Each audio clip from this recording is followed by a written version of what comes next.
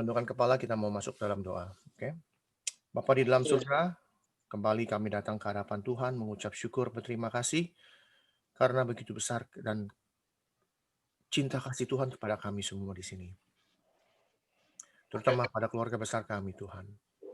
Tuhan, kami mau datang di kaki Tuhan. Biar Tuhan, apa yang Engkau ingin bicarakan, isi hatimu Tuhan, untuk kami semua di sini. Curahkanlah itu semua, agar kami bisa mendengar, agar kami bisa melihat sendiri keajaiban Tuhan dalam hidup kami. Terima kasih atas kebersamaan yang Tuhan berikan pada siang tadi di Jakarta. Inilah yang namanya persekutuan bagi keluarga besar kami. Engkau pelihara persekutuan hidup kami, persekutuan persaudaraan kami. Jangan sampai ada perseteruan di antara kami. Tapi biarlah kasih yang Tuhan berikan itu, kami boleh berikan kepada saudara-saudara kami. Bukan hanya pada keluarga kami saja, tapi kami mau berikan kasih yang Tuhan berikan itu kepada yang lain, kepada keluarga kami yang lain terutama. Juga kepada orang lain yang kami tidak kenal, bahkan kepada musuh-musuh kami. Terima kasih Tuhan, bila Tuhan pada kesempatan pagi ini dan malam hari di Jakarta, Tuhan pakai waktu yang Tuhan berikan, berbicaralah agar kami bisa mendengar dan menerima roti hidup yang Tuhan berikan malam hari ini dan pagi hari ini. Beracaralah, biarlah Roh Kudus sendiri yang berbicara. Di dalam nama Tuhan Yesus, kami berdoa mengucap syukur. Amin. Oke, nggak tahu kenapa ya, minggu ini saya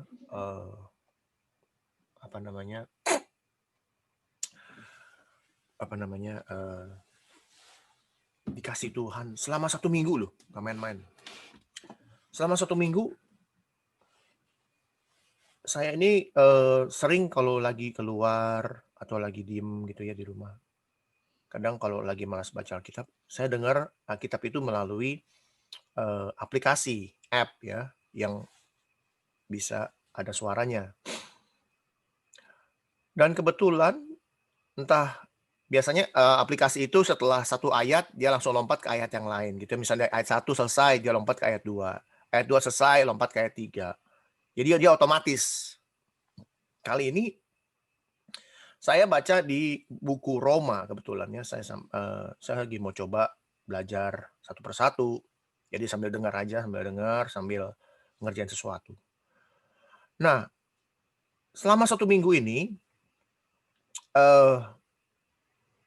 Tuhan pasti Tuhan. Nggak tahu gimana aplikasinya stop di Roma 8. Stop, benar-benar stop. Di Roma 8 itu stop. Jadi selama seminggu yang saya dengar Roma 8 aja, Roma 8. Terus-terusan Roma 8. Gitu loh. Jadi 4 hari berturut-turut Roma 8. Nah, hari kelima kayak Jumat itu dia lompat ke Roma 9. Tapi saya penasaran kenapa di Roma 8 stop. Jadi pada saat saya dengar ke Roma 9, hati saya nggak bukan sangat sejahtera karena film. Tapi saya mau kembali lagi ke Roma 8. Jadi saya baca lagi ke Roma 8, baca lagi ke Roma 8. Terutama ayat 1 sampai ayat 17. Roma 8 ayat 1 sampai 17. Ini sebuah ayat ya, sebuah pasal yang bukan menurut saya rasa ya. Sepertinya inilah hidup yang benar. Hidup yang harus kita lakukan. Ya, hidup yang harus kita lakukan. Jadi kita sebagai anak-anak Tuhan, ya, kalau jujur nih kita semua ini sudah jadi orang Kristen bukan cuma setahun, bukan baru kemarin, bukan baru 3 bulan, bukan baru 1 bulan. Bahkan sudah lahir pun ada yang sudah dibaptis jadi Kristen. Ya. Ini kita yang sudah umur 50, Sandy kemarin 40, wah puji Tuhan. Waktu itu benar-benar berjalan dengan cepat sekali loh. Benar nggak, Ma? Waktu itu berjalan cepat ya, Ma ya? Nggak berasa. Dulu Sandy masih kecil. Saya antar naik motor. Sekolah. Sekarang lihat, udah 40 tahun. Kayaknya baru kemarin gitu loh. Ya. Jadi kita ini menjadi orang Kristen ini udah lama. Istilahnya ini kalau WC nih, bukan WC, jangan ngomong WC jelek. Panci lah gitu ya, panci ditaruhin air sedikit gitu. Taruh aja 40 tahun isi air. Itu air jadi basi. Itu air udah banyak lumutnya udah. Jadi kita jadi orang Kristen tuh orang yang Kristen lumutan. Harusnya udah istilahnya nih kalau baca firman Tuhan selama 40 tahun atau 50 tahun, harusnya firman Tuhan tuh satu Alkitab udah mentok di kepala, udah habis. Merem pun tahu isinya apa gitu loh. Tapi kalau kita pikir-pikir lagi, sampai detik hari ini, berapa banyak firman Tuhan yang kita tahu? Bisa kehitung jari. Betul apa betul? Betul. Kenapa? Pertanyaannya kenapa? Kenapa kita yang sudah hidup sebagai orang Kristen begitu lama, firman Tuhan yang kita ingat cuman ya berapa banyak doang. Yang paling terkenal Yohanes 3 ayat 16. Kalau ada yang nggak hafal nama Yohanes 3 ayat 16 itu kelewatan beneran. Jangan jadi orang Kristen mendingan. Jadi ini aja, jadi premannya mendingan. Preman aja yang tukang kalau kredit card suka itu lupa jadinya. Debt kolektor. Iya kolektor. Kredit card kalau kita nggak bayar orang datang, biasanya kan orang-orang dari timur. Itu kan orang Kristen. Hah?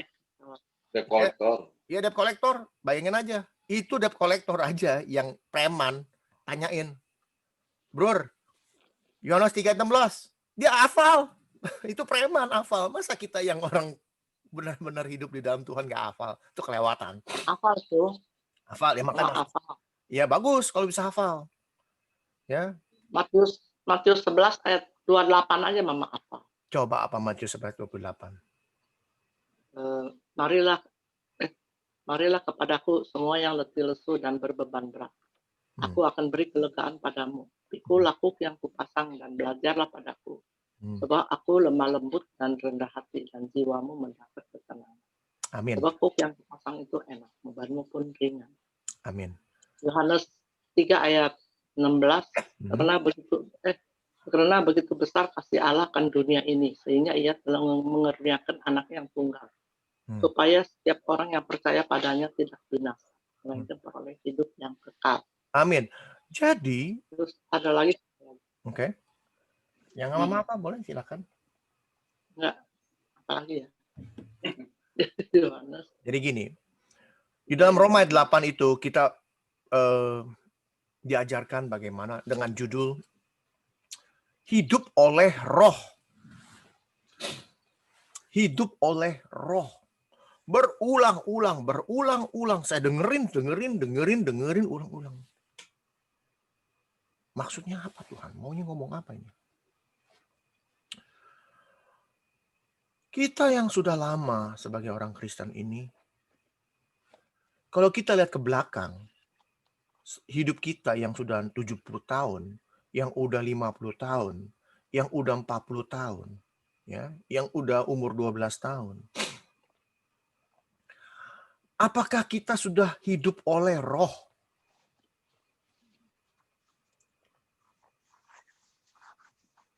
Atau apakah hidup dengan penuh kedagingan?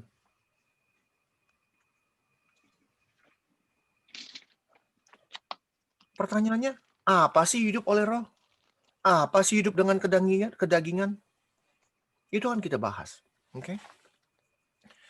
Jadi, pertanyaan buat kita semua ini adalah, hidup oleh daging dalam hidup kita, apakah itu lebih banyak dibandingkan hidup oleh roh? Bahkan, karena sudah kebanyakan hidup dalam daging, roh yang ada di dalam hidup kita itu kemungkinan besar tidak ada. kita sebagai orang Kristen cuma ngaku Kristen, tapi tidak ada rohnya. Nggak ada sama sekali. Karena apa? Karena kedagingan itu yang menguasai tubuh kita. Kita mau melakukan apa saja, segala sesuatu sesuai dengan kedagingan kita. Bukan karena keinginan roh.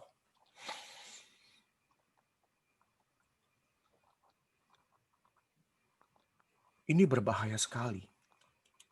Inilah yang dimaksud pada saat Yesus datang kedua kali. Dia bilang sama orang-orang Kristen. Dia bukan bilang sama orang-orang yang bukan Kristen. Dia bilang sama orang-orang yang sudah tahu tentang dia. Dia bilang sama orang yang benar-benar mengenal Kristus dengan benar. Dia bilang, siapa kamu? Aku tidak mengenal kamu. Berbahaya sekali. Jadi Tuhan menegur saya dan kita semua. Jangan sampai dia datang. Hendrik, kamu siapa? Budi, kamu siapa? Kurnia, kamu siapa? Glenn, kamu siapa? Sandy, kamu siapa? Saya anak Tuhan. Di mana kamu jadi anak Tuhan? Pernah lakukan ini? Pernah lakukan itu? Pernah lakukan ini? Kita bahas. Ada 17 ayat. Tapi saya nggak akan bahas per detail, tapi kita bahas sedikit-sedikit. Intinya saja, yang paling penting. Supaya apa? Supaya hidup kita bisa dibenarkan Tuhan. Supaya hidup kita bisa berubah mulai malam ini. Ya. Kelihatan ya? Kita akan lihat. Jadi, ini Roma 8 adalah kalau bisa kita baca terus-menerus setiap hari, ya, ini akan menjadi ayat yang menguatkan hidup kita. Believe it or not, sudah menguatkan saya. Percaya atau tidak percaya, sudah menguatkan saya. Oke. Kita lihat. Nomor 1, ya, pertanyaannya. Di sini adalah hidup oleh roh. Ya, yang pertama, ayat 1. Ini Roma 8 ayat 1 sampai 17 ini sebisa mungkin dibaca setiap hari. Kalau malas baca, ya, seperti kebanyakan kita orang Indonesia itu tidak punya yang namanya kebiasaan membaca. Ya, orang Indonesia itu malas membaca. Bukan semuanya, tapi kebanyakan secara umum malas membaca. Yang suka membaca, yang suka sekali baca buku, kita bisa lihat orang-orang sukses di Indonesia semuanya suka baca buku. Dari sekian ratus juta orang di Indonesia yang bisa sukses dan kaya, itu hanya segelintir. Sisanya, sampai hari ini, bangsa Indonesia itu adalah bangsa yang kurang pendidikan karena kurang baca. Okay. Kalau malas baca, ambil aplikasi, dengerin. Firman Tuhan mengatakan, firman yang kita dengar, ya, melalui pendengaran kita, itu yang mungkin lebih efektif. Ya. Kita mulai. Demikianlah, ya, kita lihat di layar aja, nggak perlu lihat buku, ya. Kita lihat di layar supaya sama-sama kita baca, sama-sama kita belajar, ya. Apa yang Tuhan ingin katakan. Demikianlah sekarang kalau ngomong sekarang ini bukan zaman dulu lagi. Sekarang itu present tense. Maksudnya apa ya present tense? Kejadian hari ini. Padahal ini adalah ayat yang ditulis sekitar 2000 tahun yang lalu. Tapi di sini disebutkan sekarang. Jadi kalau kita baca Alkitab itu satu persatu secara detail, ya, kita bisa mengetahui kapan atau untuk siapa firman itu ditujukan. Kalau bilang sekarang, ya buat kita semua. Lihat. Demikianlah sekarang, tidak ada, ingat, tidak ada. Ya, nggak ada lagi nih. Penghukuman Penghukuman buat siapa? Kan dibilang tidak ada. Penghukuman buat siapa? Buat mereka yang ada di dalam Kristus Yesus. Ini penting. Jadi kalau kita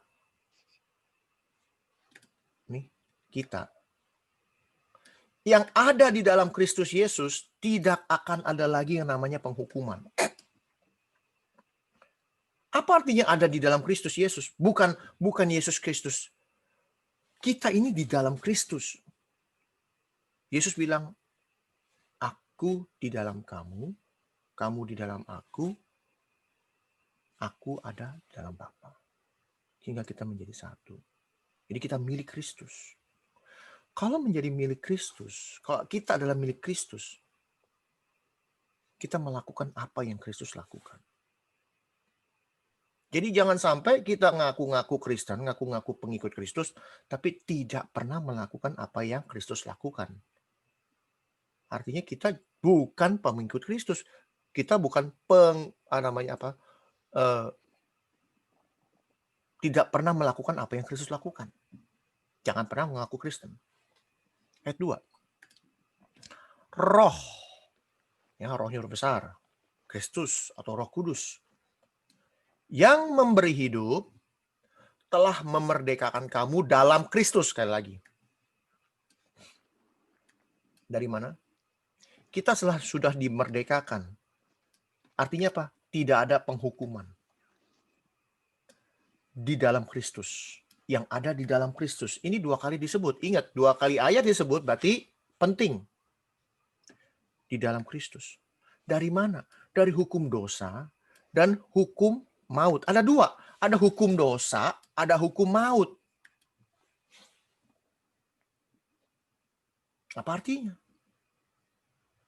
Bedanya apa dosa dengan maut? Ada yang tahu bedanya dosa dengan maut? Apa bedanya dosa dan maut? Ada yang tahu?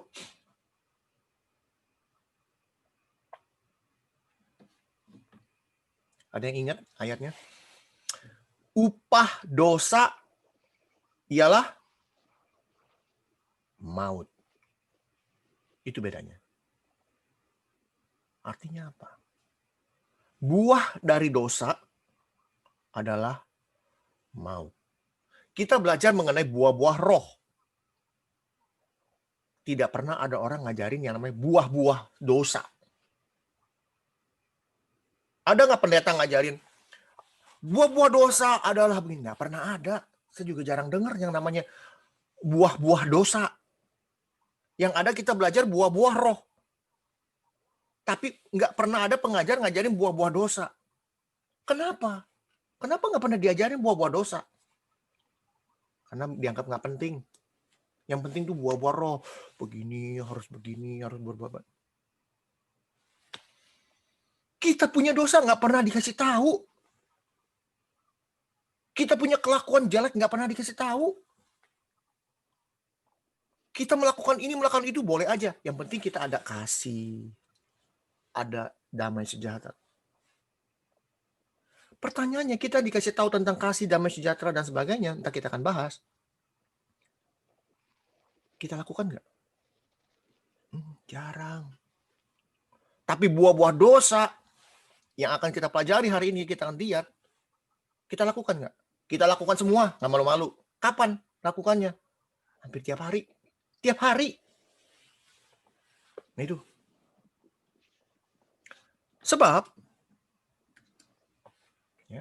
jadi dosa itu sama juga dengan buah-buah roh dan buah-buah dosa. Roh sama dosa itu tidak akan pernah bisa bersatu. Kenapa? Ya. Bentar kita lihat. Sebab apa yang tidak mungkin dilakukan hukum Taurat. Apa artinya?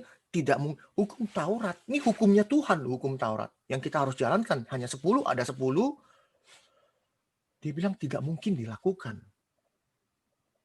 Kita mau melakukan 10 hukum Taurat itu nggak mungkin bisa. Nggak mungkin bisa. Dia bilang, dikatakan tidak mungkin. Kenapa? Karena tidak berdaya oleh daging. Karena tidak berdaya oleh daging. Tapi telah dilakukan oleh Allah. Gimana caranya Tuhan melakukan hukum Taurat? Kita nggak pernah lihat. Yes, kita pernah lihat. Di mana kita pernah lihat? Di sini. Dengan jalan mengutus anaknya sendiri di dalam daging. Jadi kalau ada orang bilang Yesus itu bukan manusia, inilah ayatnya. Yesus itu diutus Tuhan atau dia sendiri menjadi manusia, Tuhan yang menjadi manusia di dalam daging. Ingat, yang serupa, ini serupa artinya apa? Yang sama. Sama kayak kita, ada dagingnya. Dengan daging yang dikuasai dosa karena dosa.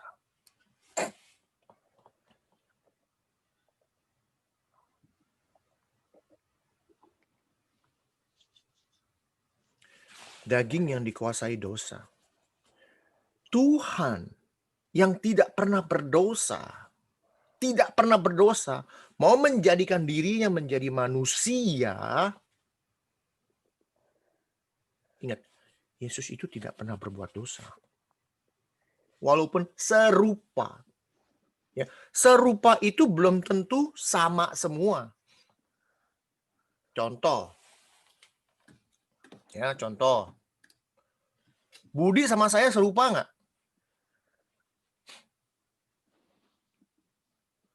Kira-kira Budi sama saya serupa nggak? Budi sama saya itu serupa. Serupa apa? Serupa punya mata, punya hidung, punya mulut, punya tangan, punya kaki, punya rambut, semuanya punya. Satu serupa. Kita manusia tuh serupa, semuanya serupa. Ya, nggak ada orang yang mulutnya dua, nggak ada. Nggak, cuman ada di film doang tuh orang punya mata tiga. Dulu kan kita masih kecil nonton tuh film apa tuh? Naca. Matanya ada tiga, di sini ada satu lagi. Bisa bayangin nggak orang ada matanya tiga di sini? Serupa semua, nggak ada di dunia ini. Mana pernah dengar lihat orang manusia, ya manusia pernah lihat nggak seumur hidup? Mama nih yang umurnya lebih tua pernah nggak lihat orang hidungnya, lubangnya ada di atas, jadi hidungnya begini nih, nampung air kayak ember. Mana ada orang hidungnya kayak ember? Nggak ada, hidungnya semua ke bawah. Bayangin aja kalau orang hidungnya kayak begini, kalau hujan nampung air, kalau lagi pilek itu ingus ngambang di sini, ngambang. Ya kan? Kalau lagi hidung begini, bangkis. Orang mah bangkis ke bawah, nih bangkis ke mata. Perih matanya tiap hari kalau lagi bangkis. Gitu loh. Jadi ini kita serupa. Tapi tidak sama. Tidak sama. Matanya beda, ya, hidungnya beda, rambutnya beda. Budi udah umur segini rambut masih banyak, saya udah botak di sini. Ya. Sifatnya beda. Bahkan nih suaranya aja beda. Serupa tapi tidak sama. Kita mesti ngerti dulu. Ada yang bilang, oh tuh kan Yesus itu apa namanya? Yesus tuh berdosa. Ada ayatnya nih. Nih, dengan daging yang dikuasai dosa, berarti dia berdosa. Dia serupa supaya kelihatan nih daging, ada dagingnya, tapi dia isinya beda. Dan jadi dia Tuhan Yesus itu manusia kayak kita, sama kayak kita, yang dikuasai daging, yang berdosa, tapi dia tidak pernah berbuat dosa. Karena apa? Kita akan lanjut. Karena ia telah menjatuhkan hukuman atas dosa, atas daging, yang di dalam daging ini. Supaya apa? Kembali lagi dikatakan, nggak mungkin dilakukan hukum Taurat. Jadi hukum Taurat itu kita yang di dalam daging itu udah nggak mungkin bisa lakukan. Supaya apa? Supaya tuntutan hukum Taurat itu digenapi di dalam kita. Jadi Yesus itu yang menggenapi, menjalankan semua hukum Taurat, hukumnya Tuhan, supaya kita yang di dalam Kristus sudah menggenapi hukum Taurat.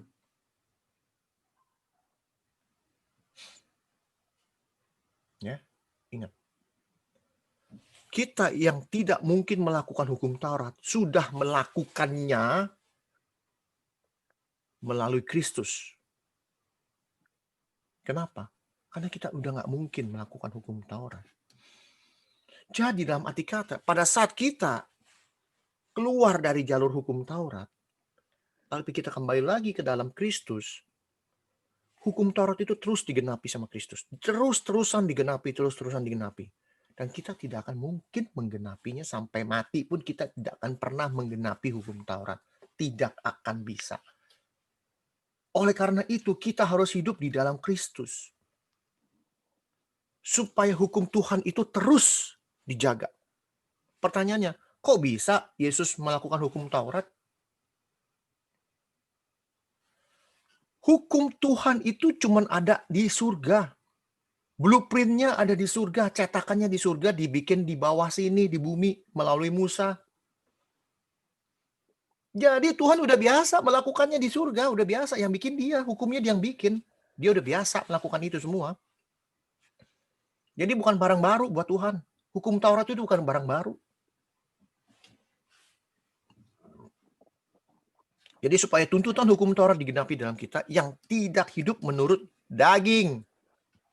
Ingat, yang tidak hidup menurut daging.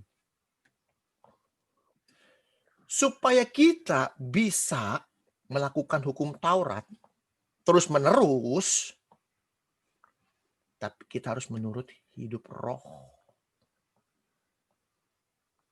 Kita harus hidup melalui roh. Kalau kita tidak hidup melalui roh, yang namanya hukum Taurat tidak akan pernah digenapi. Kalau kita tidak pernah digenapi, kita tidak pernah ada di dalam Kristus. Nah, ini yang seru. Sebab mereka yang hidup menurut daging memikirkan hal-hal yang dari daging. Apa sih hidup dari daging? Mereka yang hidup menurut roh memikirkan hal-hal yang dari roh. Ingat, sebelum kita melakukan apa saja dalam hidup kita, kita harus mikir dulu. Kita pikirin dulu. Contoh, saya mau makan. Ada nggak orang tiba-tiba bangun makan? Nggak ada. Dia mikir, saya lapar, saya mau makan. Makan apa ya? Itu mikirin. Jadi segala sesuatu disebutkan, segala sesuatu memikirkan hal-hal yang dari daging. Pertanyaan lagi, sekali lagi tadi saya bilang, apa sih yang dipikirin dari daging? Apa sih yang kita pikirin melalui roh? Kita buka Galatia 5. Ya, langsung di sini aja. Lihat di sini, nggak usah jauh-jauh. Ya, Galatia 5 ayat 16. Jadi Roma 8 ayat 1 sampai 17 itu nyambung di dalam Galatia. Firman Tuhan itu harus nyambung. Ingat, seumur hidup kita, seluruh buku, seluruh kitab yang ada di dalam Alkitab itu harus nyambung. Kalau ada satu pun yang nggak nyambung, kita buang Alkitab kita, jangan percaya lagi. Kalau ada orang menginterpretasikan sebuah ayat, lalu ada ayat lain yang tidak sama atau tidak berhubungan, optionnya atau pilihannya, satu, dia salah interpretasi atau salah mengartikan, kedua, dia kurang informasi. Kalau ada orang ngasih tahu sesuatu tentang ayat, lalu ada ayat lain yang bertentangan dengan ayat itu, nggak berhubungan sama sekali, itu berarti pikiran dia, bukan pikiran Tuhan. Pikiran Tuhan, yang namanya Tuhan, kalau udah bikin sebuah ayat, dia dikatakan di dalam Wahyu, akulah Alfa dan Omega. Akulah yang awal dan yang akhir. Nggak pernah yang namanya ada awal, ada akhir, tengah-tengahnya nggak nyambung. Nggak ada. Nyambung terus. Kita manusia aja nih, dari kecil, dari orok sampai gede gini, hidup kita nyambung nggak? Nyambung. Nggak pernah kita tiba-tiba jadi tangan hilang satu. Waktu umur saya 20, tangan saya hilang satu. Lalu umur 25, tangan saya balik lagi. Nggak ada. Tangannya dari kecil sampai sekarang tetap tangan. Nggak pernah berubah. Nggak ada. Galatia 5 ayat 16 ayat 26 ini yang nyambung di dalam Roma 8 ayat 1 sampai 17 ya.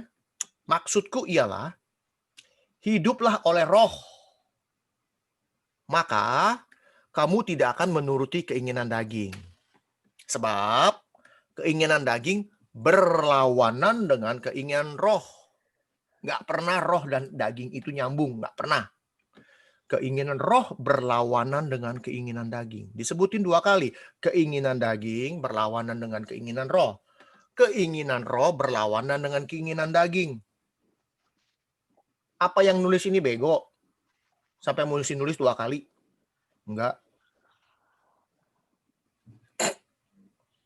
Kenapa? Karena penting. Dikasih tahu. Ingat ya saudara-saudara. Rasul Paulus nulis untuk jemaat di Galatia. Ingat saudara-saudaraku. Keinginan roh itu berbeda dengan keinginan daging. Bukan hanya berbeda, berlawanan. Ingat ya, berlawanan. Dia mau kasih tahu, jangan hidup dengan daging. Karena keduanya bertentangan.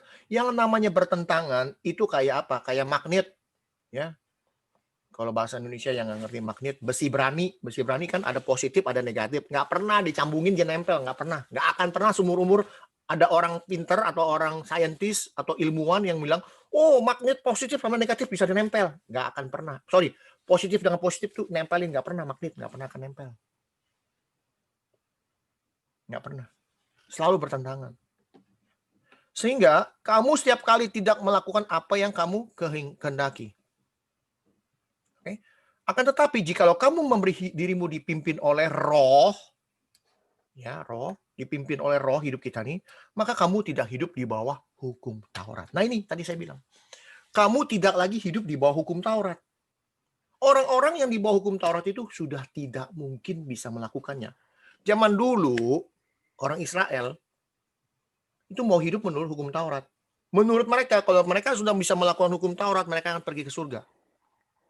Pada kenyataannya, tidak ada satu manusia pun di bumi ini, dari sejak dunia diciptakan sampai hari ini yang bisa melakukan hukum Taurat. Tidak ada satupun. Setelah kejatuhan dalam dosa manusia, tidak ada satupun yang bisa melakukan hukum Taurat kecuali Kristus. Jikalau kamu memberi dirimu dipimpin oleh roh, kamu tidak akan hidup di bawah hukum Taurat. Kenapa? Karena Kristus yang ada di dalam kita di dalam Kristus, karena Kristus sudah menggenapi hukum Taurat, kita dianggap sudah menggenapinya. Walaupun dalam kenyataannya hidup kita selalu jatuh. Okay.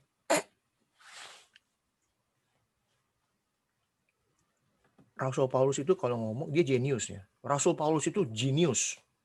Benar-benar pola pikirnya itu jenius. Maka saya tadi bilang, jarang ada orang, pendeta, pengajar, buah-buah dosa ialah ini, buah-buah keinginan daging adalah ini. Jarang. Yang ada kita harus berbuah, kita harus punya buah-buah roh selalu yang baik-baik. Yang pada kenyataannya itu boleh dibilang sama dengan hukum Taurat yang jarang kita lakukan. Yang kita mau lakukan tapi nggak pernah bisa. Kenapa? Paulus tulis duluan, perbuatan daging telah nyata. Ya, keinginan daging telah nyata. Buah-buah daging telah nyata. Apa itu? Kita sebutin satu-satu. Nggak usah malu-malu. Kenapa kita lakukan dalam hidup kita setiap hari? Nomor 1, percabulan. Ya. Berapa banyak manusia di bumi ini yang melakukan percabulan? Terutama di Amerika. Hidup yang tidak sesuai dengan keinginan Tuhan. Percabulan itu dari negara Amerika yang kacau balau ini menyebar ke seluruh dunia. Sampai ke Indonesia. Sampai ke Indonesia. Yang boleh dibilang negara dengan hukum agamanya kuat. Ngumpet-ngumpet semua sekarang. Sekarang boleh dibilang semua ada internet. Mereka do something gila-gilaan. Mereka melakukan semua sesuatu yang gila-gilaan. Yang menyakiti hati Tuhan. Nomor 2. Kecemaran. Sekarang orang nih, hidup punya istri 2, malu nggak? Enggak. Bangga. Saya baru kawin dengan istri yang keempat. Membunuh orang. Malu-malu. Enggak. Saya nggak suka sama dia, udah. Hidup dengan penuh kecemaran. Nggak malu-malu jadi orang sombong. Nggak malu. Nggak ada malunya. Hawa nafsu. Ada orang bilang hawa nafsu apa ini? Oh, nafsu seksual mungkin. Enggak. Hawa nafsu macam-macam. Hawa nafsu itu tuh nggak? Ada orang gila uang, gila harta, gila kekuasaan. Itu nafsu. Nafsu itu macam-macam. Ada orang nafsu makan. Serakah. Makanan cuma satu yang bisa dibagi buat 20 orang, dia mau makan sendiri. Itu hawa nafsu. Ya, ada uang orang kasih sumbangan buat satu kampung. Ini pemimpin punya hawa nafsu, diambil semua. Orang kampung bagi dikit-dikit aja, sisanya buat gua. Itu hawa nafsu. Yang kerja di kantor, mau jadi pemimpin, mau jadi tangan kanan bos. Kalau jalannya benar, oke. Kalau jalan kebanyakan jalannya nggak benar, sikut sana, sikut sini. Tusuk orang dari belakang. Nah, itu berbahaya sekali. Penyembahan berhala ini yang paling dibenci Tuhan ini. Berapa banyak orang nyembah berhala di dunia ini? Banyak. Ada nggak orang Kristen yang nyembah berhala? Sebutin, ada nggak? Pernah dengar nggak orang Kristen nyembah berhala? Ada nggak? Patung-patung, ya, batu, ya. Ada nggak?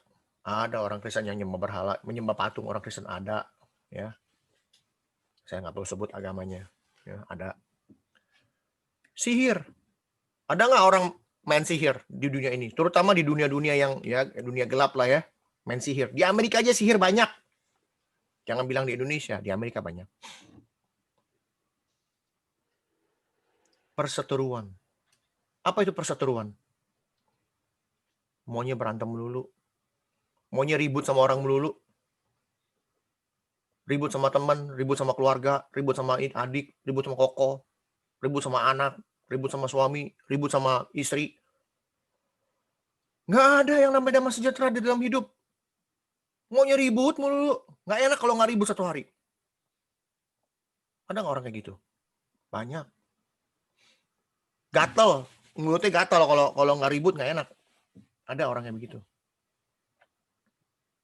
Nggak ribut, nyari ribut. Perselisihan. Apa itu perselisihan? Perselisihan dengan perseteruan tuh mirip-mirip. Bedanya apa? Kalau perseteruan itu maunya ribut melulu.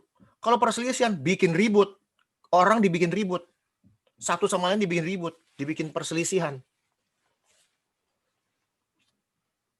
Ada nggak kita begitu? Ada.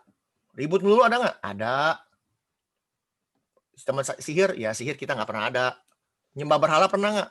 Berhala itu macam-macam loh. Ada orang nih, doyan makan ayam goreng misalnya nih. Kalau nggak makan ayam goreng, wah, kalang kabut. Nggak makan ayam goreng, wah, itu berhala. Ingat, itu berhala.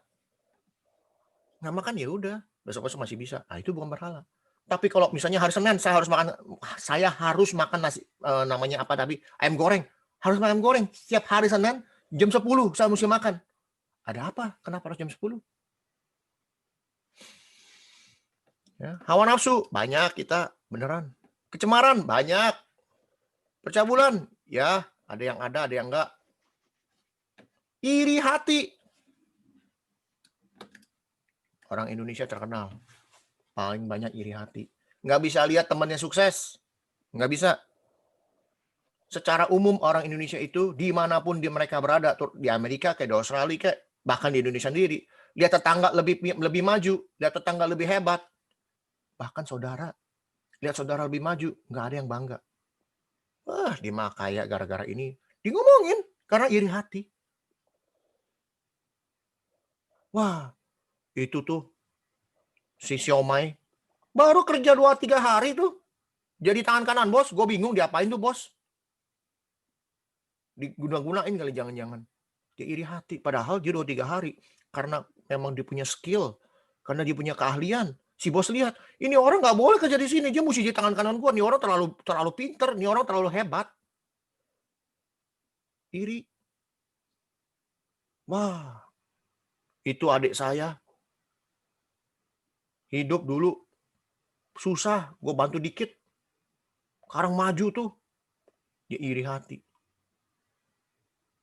Wah, teman saya dulu itu, kalau nggak ada gue tuh, miskin kali dia. Belum tentu. Emang cuma nggak ada lu doang. Nggak ada lu kasih juga Tuhan kasih. Karena dia hidup benar. Karena Tuhan yang kasih. Bukan karena lu. Bukan. Amarah. Amarah tuh, tau nggak kalau amarah itu ya.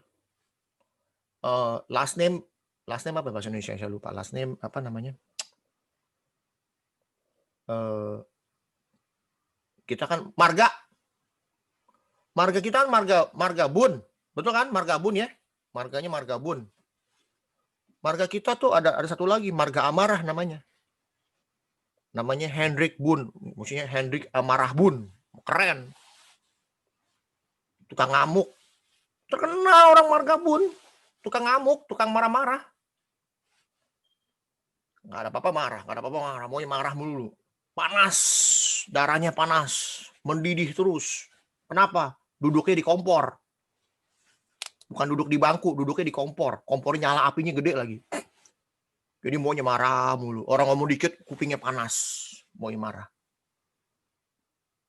Ya kan? Keluarga kita dari dulu kan, dari kita kecil, paman-paman kita pemarah semua.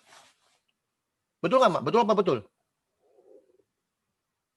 Ya betul. Ya, kita lihat kok kenyataan tukang marah. Ya, saya lagi sebutin nih buah-buah daging nih. Kita ngomongin buah daging. Kita lakukan. Waduh, sorry lu, Pak. Buah-buah daging saya nggak bisa lakukan. Susah saya lakukannya buah-buah daging. Nggak bisa marah saya. Ya, saya nggak bisa ngiri, nggak bisa. Ada orang gitu. Maaf lu, Pak. Saya susah lu bikin buah-buah daging ini. Susah. Kepentingan diri sendiri. Saya terus. Ini saya punya. Ini yang jelek, ini lu punya. Ya, ini mobil butut buat lu aja, mobil baru buat gua. Ya. Ini ada motor, ada 2. Ini saya punya. Kenapa? Karena 1 ini buat kamu aja. Kenapa? Nggak ada rodanya. Masih orang motor nggak ada roda, gimana? Yang ada roda buat saya. Ini motor buat lu. Wih, lengkap. Iya, teman, remnya nggak ada. Masa naik motor nggak ada remnya? Gimana? Yang penting saya. Makanan enak, si mama bikin nasi goreng. Atau bikin itu enak tuh, empal sama sayur asem. Saya datang, kucuk-kucuk, wah ini enak nih. Makan dulu, saudara-saudara belum datang nih. Padahal saudara-saudara ada 5. Ada si Sensen, ada si Yung, ada si Budi, ada si Sandy. Belum datang, lagi on the way. Saya datang duluan.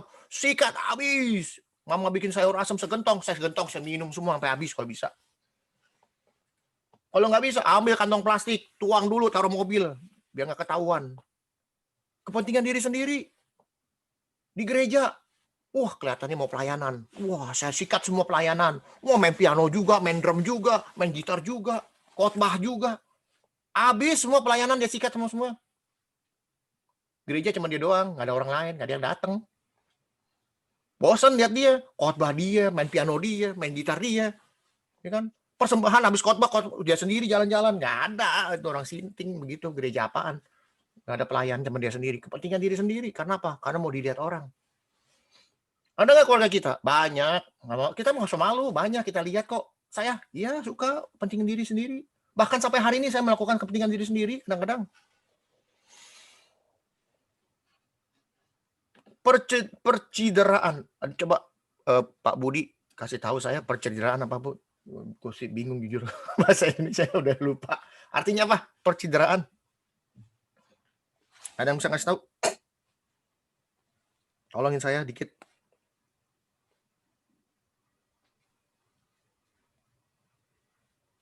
Ini luka, cedera. Cedera luka. Apalagi? Coba Bud, kasih tahu Bud. Pencitraan apa pencitraan? Percideraan. Dia melukai orang lah. Nyakitin orang. Nyakitin orang ya? Cedera kan dari kata luka, melukai. Dia melukai hati orang. Suka nggak kita melukai hati orang? Pernah nggak kita? Ya, jangan ngomong orang lain deh. Kita, keluarga kita, yang mulutnya ini nih setajam pisau loh. Kalau ngomong nih, kedengerannya nih enak, kedengerannya nggak apa-apa, tapi jelek, nancep, ngomong dikit nih, dia ngomongnya kok nyantai tapi nyakitin hati gue nih. Nyindir, namanya nyindir. Suka nggak orang nyindir? Orang Indonesia paling jago kalau nyindir. Nyinyir. Aduh, kenapa? Terusan, Yung? Kayak itu bahasa nyinyir. Nyinyir. Kayak situ. Siapa namanya? Siapa? Ya, yang lagi di kasus anggota DPR siapa? Oh, nggak tahu siapa. Nggak kedengeran, Bud. Nggak kedengeran, Bud. Nggak ada suaranya, Bud. Oh, Faris apa? Nggak ada suaranya, Bud. Fadlizon. Fadlizon. Iya, ngomong kan nyebelin. Iya, kayak gitu ngomongnya. Nyinyir. Nyinyir, iya. Contoh. Waduh. Anak Cici Alan ganteng-gantengnya 5. Wah, senang nih si mama. Iya nih, lihat bapak mamanya hebat ya. Ganteng-ganteng, mamanya juga cantik. Ya. Cuman sayang tuh. Anak-anaknya 5 tuh. Kalau orang ngomong sedikit digaplok. Orang ngomong dikit ditendang. Sebagai orang tua, pertama dibilang, "Wih, anaknya ganteng-ganteng, hebat-hebat, pasti orang tuanya gak cakep." Ya. Tapi anaknya ngomong dikit digaplok, orang nyindir, nyinyir. Nyakitin hati. Nggak ada yang bagus ngomongannya. Kelihatannya dengernya enak, tapi nyakitin hati.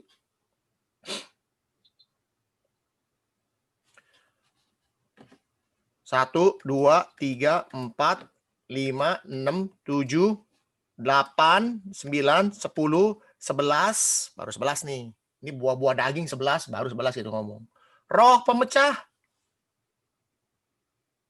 Tuh, tukang pecah belah orang. Ngomong masih A. Lu lihat tuh si B. Si B tuh nih ya. Begini. Kata si B, lu tuh gini. Datang ke si B. B, gue denger nih si A bilang sama gue, lu tuh gini. Ketemu si A sama si B, nggak A, nggak B, bakbuk berantem. Padahal diaduin sama orang. Ya, kita mah nggak ada ya mungkin ya, tukang pecahin apa ngaduin orang. Mudah-mudahan nggak ada. Nyakitin hati orang banyak, terutama saya.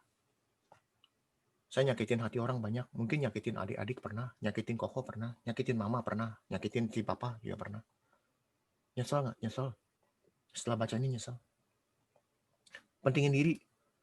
Ya, ini udah 12 nih. Dari sini nih sampai sini baru 12. Ada nggak kita? Saya ada. Ya, mungkin lebih dari separuh saya ada semua. Buah-buah daging saya banyak nggak? Banyak, nih baru 12 ngomong. Yang ke-13, dengki. Apa bedanya sama iri hati? Udah iri hati, dengki. Beda loh, iri hati sama dengki. Bedanya di mana? Orang kalau udah iri hati, buahnya apa? Dengki. Orang iri hati, buahnya itu dengki. Dengki itu, kalau ketemu dia, kalau bisa gue bunuh. Dengki itu, kalau ketemu dia, gue mau nyakitin dia. Dengki itu, kalau udah ketemu dia, nggak akan gue lihat begini mukanya, nggak ada. Jalannya ketemu begini, jalannya begini, bisa nengok sono, kagak mau lihat muka gue, nggak mau.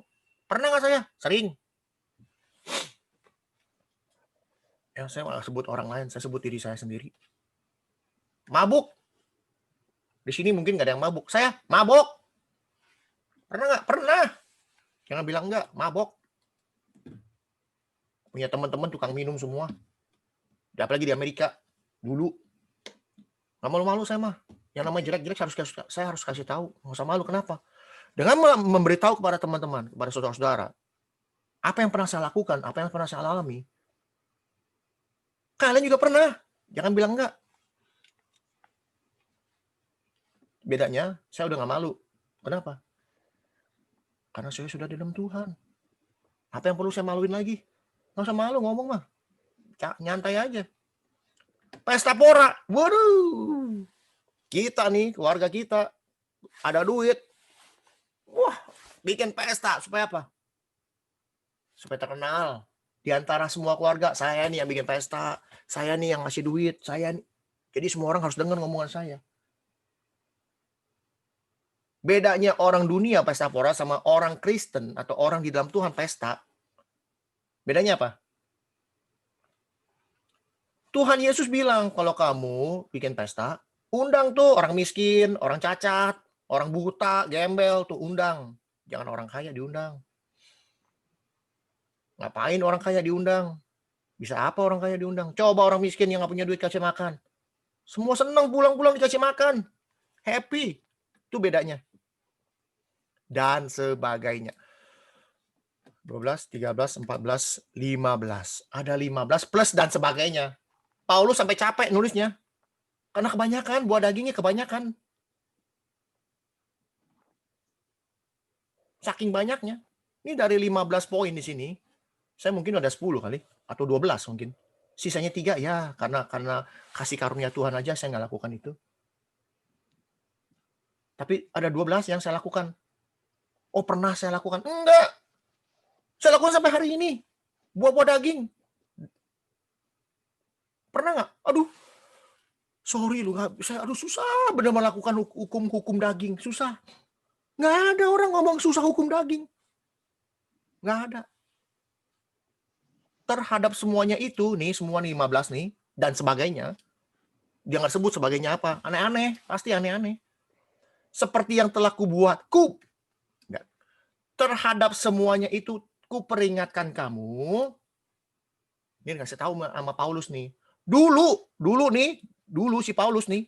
Semuanya nih, yang dia sebut 15 nih, dia ada.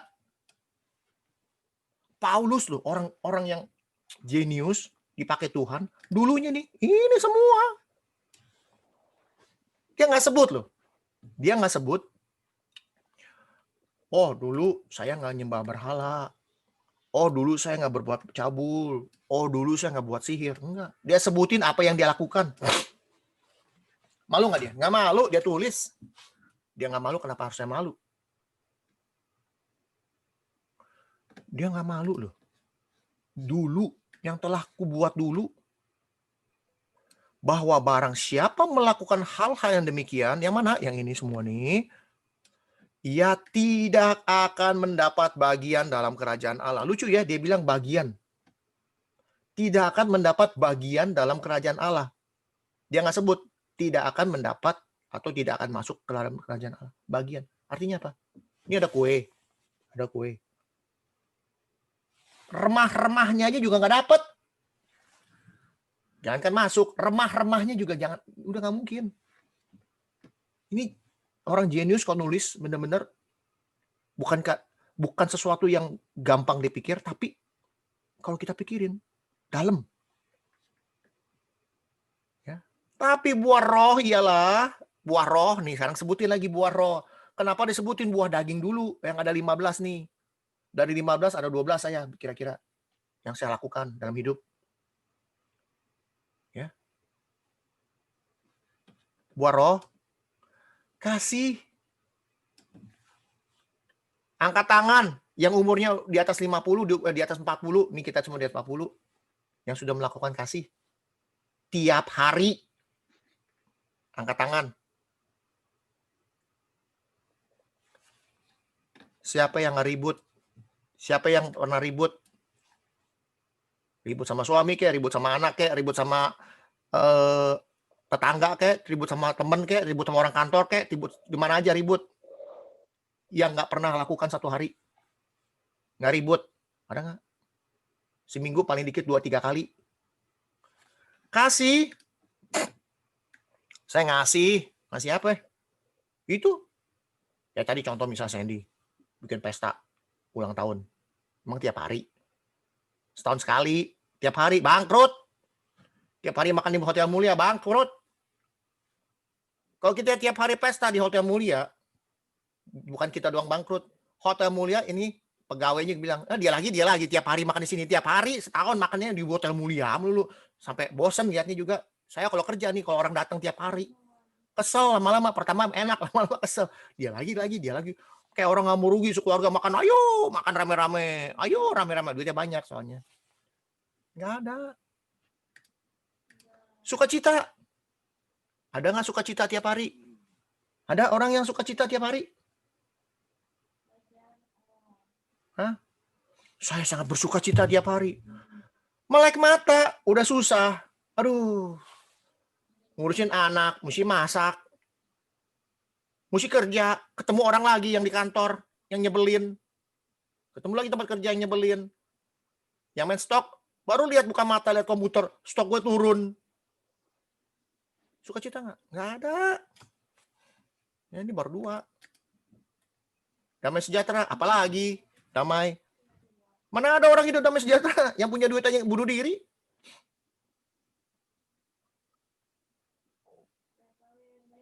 Ya. Mana ada damai sejahtera? Ada orang nih lagi masak. Kayak si mama misalnya masak nasi goreng. Karena udah ada umur, mungkin lidahnya rada kurang cun, kurang bagus. Makan, kurang asin, tambahin lagi garam, makan lagi. Kurang asin, tambahin lagi garam, kurang asin. Ini enak nih. Kasih saya. Hyung makan nasi goreng tuh enak mama. Wah, dulu kan masih kecil. Wah, si mama makan nasi goreng. Pas makan, aduh asin. Pernah habis makan asin damai sejahtera. Mah, saya punya damai sejahtera. Habis makan mama punya nasi goreng yang asin luar biasa. Nggak ada. Orang damai sejahtera bilang, mah asin. Woi, asin. Berapa sendok itu garam? Nggak ada orang damai sejahtera makan nasi goreng asin. Makan dincim. Coba pernah lihat makan dincim, makan ikan goreng? Ikan isinya tulang mulu. Nggak ada dagingnya. Gimana? Damai sejahtera, Cim. Ini saya mau beli ikan goreng, bukan tulang goreng. Nggak ada. Damai sejahtera, nggak ada. Sabar, aduh. Ini Marga Bun satu lagi. Hendrik amarah Bun. Ganti tambah lagi. Hendrik nggak sabar amarah Bun. Saya nggak sabar. Marga Bun ada yang sabar? Jarang. Apa-apa mau cepet. Apa-apa mau cepet. Kita dulu masih kecil nih. WC cuma 1. Mama nggak tanggung-tanggung punya anak 5. Jam yang sama mau boker semua. Gedor-gedor pintu. Buruan woi, gue mau boker. Nggak sabar. Tapi nggak ada orang sabar mau boker. Gila, duit perut sakit, perut sabar. Sabar. Nggak ada. Sabar nih perut gue nih, tolong dong. Tuhan nih sabarin dong perut saya. Sorry, maaf ya, tokai udah di ujung tanduk, udah mau keluar. Di dalam, model kayak saya, kalau di WC, baca koran. Nggak mikirin, adanya udah mau boker. Nggak dipikirin, wah gue baca koran, belum habis korannya. Kalau koran selembar masih mending. Ini koran kan berlembar-lembar dibacain. Keburu mencret. Nggak sabar. Ini baru 4. Nggak ada yang dilakukan tiap hari. Nggak ada. Kemurahan. Aduh. Murah. Maksudnya murah apa nih? Murah hati. Murah dompet. Nggak ada. Jarang. Keluarga kita. Kalau bisa sampai murah hati pun. Itu karena mau dilihat. Karena mau dilihat. Ini saya nih. Murah hati nih. Ngasih kamu nih. Ya. Kayak bos saya dulu. Di Amerika, kelihatannya hebat, kasih saya angpau. Sumur umur kita ini bos terkenal, pelitnya minta ampun. Kasih saya angpau. Apa namanya waktu angpau Sincia. Karena saya nggak punya orang tua di Indonesia, nggak punya orang tua di Amerika, jadi saya anggap dia orang tua sendiri, bos. Terkenal pelit. Aduh, pelitnya ampun dah. Gimana? Kasih angpau. Kaget saya dikasih angpau tebel. Kaget, nggak pernah lihat. Kasih angpau. Wah, tebel nih angpaunya. Pas buka, dikasih lotre. Mana ada orang angpaunya lotre? Nggak ada. Saya juga kagak ngerti mainnya. Saya bilang, bos, maaf bos. Ini apa ya bos? Ini lotre. Oh, lotre bos? Iya, lu coba dikeset-keset. Nanti dilihat ada duitnya nggak? Oh gitu. Kalau ada duitnya gimana? Tergantung. Kalau duitnya bisa di atas 5.000, kamu harus kasih saya lagi. Kenapa? Nanti gue yang iniin, gue yang ambilin uangnya. Gue kasih lu. Yang lu pinter, gue bego. Gue dapat 5.000, lu ngambil, lu kasih gue cuma $10. Mana ada orang angpau lotre, bukan duit dia, lotre $1. Oh, menang ya menang $5 paling. Mana ada. Seumur umur saya nggak pernah dengar kasih orang lotre. Kebaikan. Berapa banyak kita melakukan kebaikan dalam hidup kita? Berapa banyak? Sebutin dalam seminggu ini yang sudah berbuat baik, angkat tangan. Berbuat baik buat orang ya. Jangankan berbuat baik buat orang. Buat keluarga, kasih tahu saya seminggu ini. Ada yang sudah berbuat baik dalam seminggu ini buat orang lain atau buat keluarga sendiri?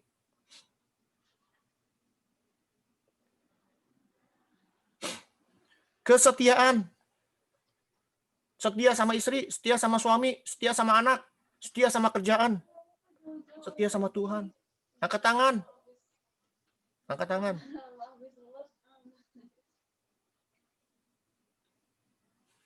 Kelemah lembutan. Lemah lembut. Emang saya bencong lemah lembut? Bukan. Lemah lembut itu bukan bencong. Lemah lembut itu kita punya hati yang benar-benar lemah lembut. Lemah lembut itu kita kalau ada orang susah, aduh sedih. Dan orang sakit, aduh sedih. Saya begitu sekarang kalau dengar orang kena COVID, saya sedih, mau nangis. Saya mau doain buat mereka. Tuhan kasih itu hati lemah lembut. 1, 2, 3, 4, 5, 6, 7, 8. Yang terakhir, penguasaan diri. Penguasaan diri. Ayo keluarga Bun. Yang bisa menguasai diri siapa? Gue tonjok lu. Gue tonjok lu. Bentar gitu. Gue tonjok lu. Nggak ada yang lain bahasanya. Gue tonjok lu. Gue kepret lu. Kesenggol mobil. Wah lu bego lu. Nggak bisa menguasai diri.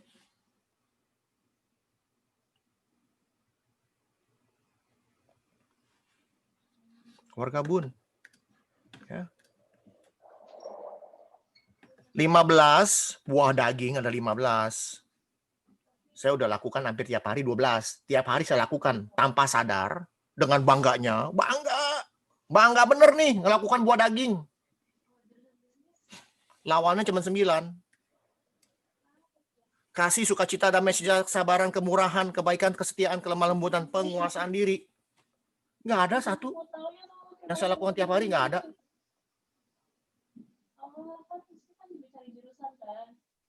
Hukum Taurat ini, semua hukum Taurat.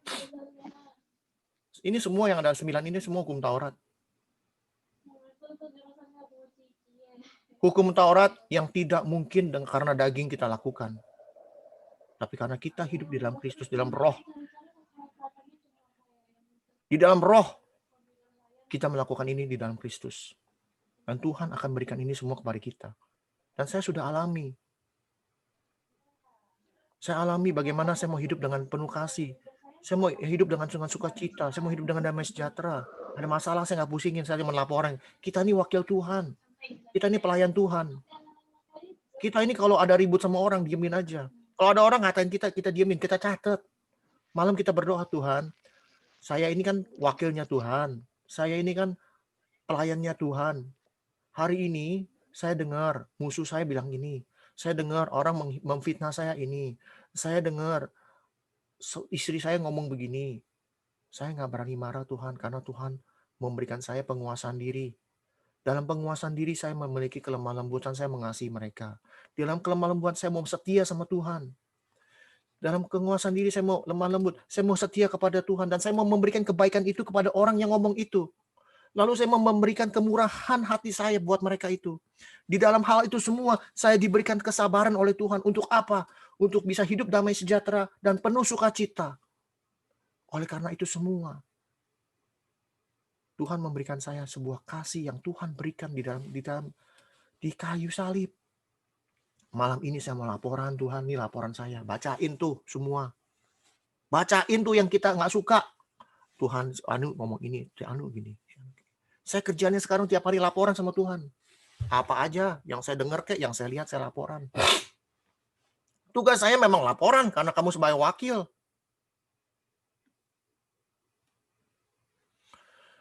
Tidak ada hukum yang menentang hal-hal ini. 9 lawan 15. Itu 15 yang dia bikin. Dan sebagainya, saya udah nggak tahu berapa banyak. Nggak ada satupun yang kita tidak lakukan. Semua kita lakukan. Dari 9, tidak ada satupun yang kita pernah lakukan. setiap hari. Tidak ada. Barang siapa menjadi milik Kristus, ia telah menyalibkan daging dengan segala hawa nafsunya. Artinya apa?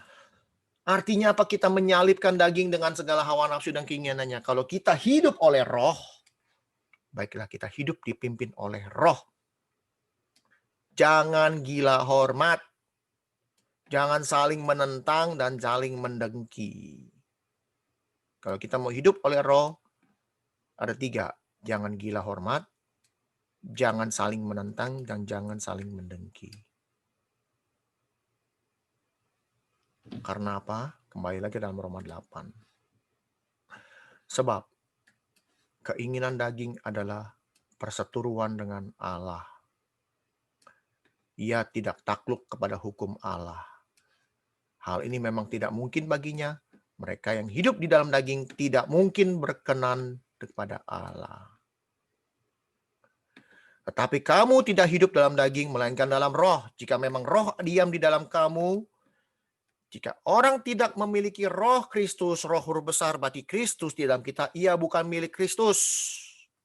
Tetapi jika ada Kristus di dalam kamu, maka tubuh memang mati. Tubuh kita akan mati, daging kita, karena dosa.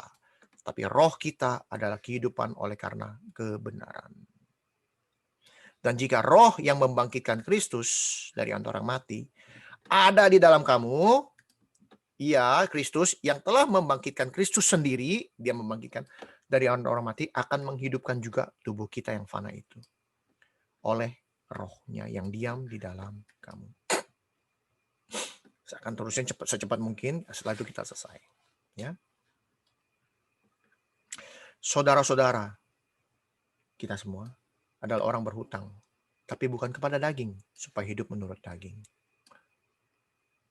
Sebab, jika kamu hidup menurut daging, kamu akan mati. Tapi jika oleh roh kamu mematikan perbuatan-perbuatan tubuhmu, kamu akan hidup. Ini yang paling penting.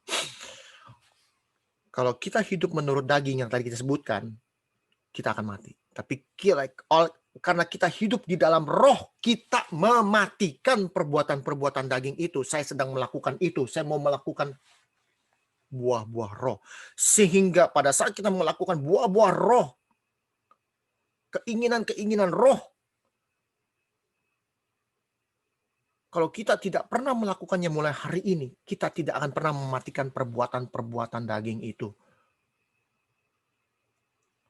Daging, roh memang penurut, daging lemah. Tapi jangan sampai daging menguasai hidup kita. Tapi roh yang menguasai kedagingan kita. Bisa nggak? Bisa. Saya lakukan itu. Saya sudah lakukan. Dan saya sedang terus melakukan. Bagaimana caranya? Minta sama Tuhan untuk bisa mematikan perbuatan-perbuatan tubuh kita.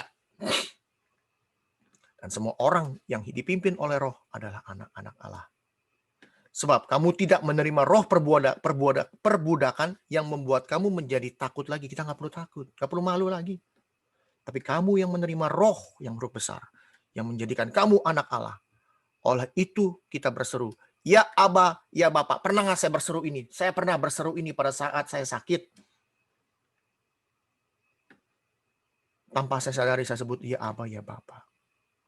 Roh itu bersaksi bersama-sama dengan roh kita bahwa kita adalah anak-anak Allah. Bahwa Kristus sendiri yang bersaksi, Bapa, inilah anakmu.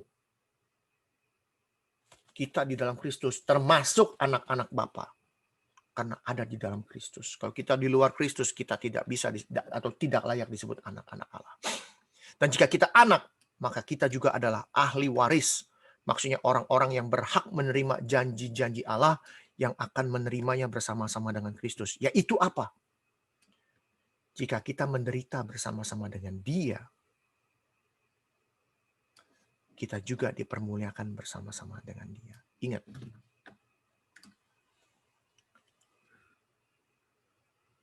mematikan perbuatan-perbuatan daging, kita akan menderita. Tapi penderitaan itu bersama-sama dengan Kristus. Dan Dia akan memuliakan kita pada saat kita diubah hidupnya. Sebagai penutup, sudahkah kita mematikan buah-buah daging kita? Sudahkah kita mengkoreksi apa dari 15 ini? Apa yang sudah kita lakukan? Apa yang tetap kita lakukan setiap hari? Kita harus matikan satu persatu. Kita nggak bisa matikan semua. Kita nggak bisa namanya langsung.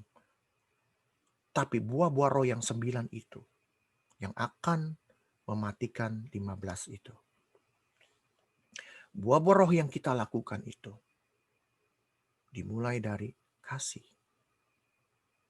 Kalau kita punya kasih, mengasihi orang, siapapun itu, akan merentet ke bawah. Punya damai sejahtera, punya kelemah lembutan, penguasaan diri, kesabaran, dan sebagainya. Kalau kita sudah bisa melakukan ini semua, buah-buah daging akan mati dengan sendirinya. Karena apa? Roh yang ada di dalam kita akan menguasai hidup kita. Dan mulai hari ini, saya peringatkan bagi mereka, bagi kalian, kita semua yang masih hidup di dalam daging, belajar mulai hari ini mematikan, saya nggak sebut mematikan, belajar melakukan apa yang roh lakukan. Sudahkah kita melakukan itu semua? Jawabannya ada di diri masing-masing. Dan saya berdoa buat kalian semua dan saya sendiri, supaya kita semua diberikan kesanggupan untuk melakukan itu semua. Sehingga apa? Sehingga pada saat Kristus datang kedua kali, inilah anak-anak saya. Inilah anak-anak Bapa yang layak menerima janji Bapa untuk masuk ke dalam kerajaan Allah. Kita berdoa. Bapa di dalam surga, kembali lagi kami datang ke hadapan Tuhan mengucap syukur berterima kasih bahwasanya Tuhan punya hati yang begitu besar. Cinta kasih Tuhan itu kepada kami begitu besar sehingga Tuhan memberikan rahasia bagaimana kami bisa hidup sesuai dengan kehendak Tuhan. Tuhan ubah hidup kami. Kami tahu bahwa daging kami ini lemah. Tapi kami tahu juga bahwa roh adalah roh yang besar, yang bisa menguasai dunia ini. Sehingga kami memohon kepada Tuhan, Tuhanlah yang akan memimpin hidup kami mulai hari ini. Biar kami hidup dipimpin roh. Biar kami hidup sesuai dengan kehendak Tuhan, bukan kehendak kami lagi, bukan keinginan hawa nafsu kami lagi. Tapi keinginan roh. Ajar kami untuk bisa mengasihi sesama kami. Jaga langkah kami, jangan kami jatuh ke dalam pencobaan. Tapi pada saat kami jatuh, angkatlah kami Tuhan, karena kami lemah. Hamba-Mu berdoa bagi saudara-saudara kami, untuk diberikan kekuatan dan kesanggupan, untuk hidup di dalam kehendak Tuhan. Agar kami semua bisa layak disebut anak-anak Allah. Terima kasih Tuhan atas firman yang Tuhan berikan. Biarlah firman ini hidup di dalam hidup kami, sampai Yesus datang kedua kali, mengubah hidup kami menjadi sempurna. Sebentar kami akan berpisah ataupun ada yang beristirahat, Tuhan pimpin, supaya kami semua beristirahat dengan baik, dan besok kami boleh punya tubuh yang baru, kekuatan baru, kesehatan baru. Tentu kami tetap memohon kepada Tuhan untuk membungkus kami semua di dalam pandemik COVID-19 ini. Agar kami tetap hidup di dalam naungan Tuhan. Bukan gagah kami, bukan vitamin kami, bukan produk-produk yang hebat-hebat, bukan. Tapi karena kasih dan kemurahan Tuhan saja, kami bisa hidup dan kami bisa ada apa adanya hari ini. Karena kasih dan kemurahan Tuhan. Terima kasih Bapa. Kami doa di dalam nama yang penuh kuasa, yaitu nama Kristus Yesus yang ada di dalam hidup kami, yang berkuasa untuk hidup kami. Dari sekarang sampai selama-lamanya. Amin.